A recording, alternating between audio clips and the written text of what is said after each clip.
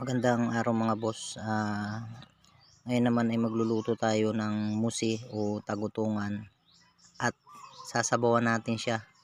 Ang tawag ko dyan sa luto ko na yan ay kinamyasan. Yung pagkaluto niyan ay parang parehas lang din nung sa sinampalukan. Same lang yung mga gulay at saka yung mga ingredients na ginagamit sa sinampalukan. Yan din yung ginamit ko dyan.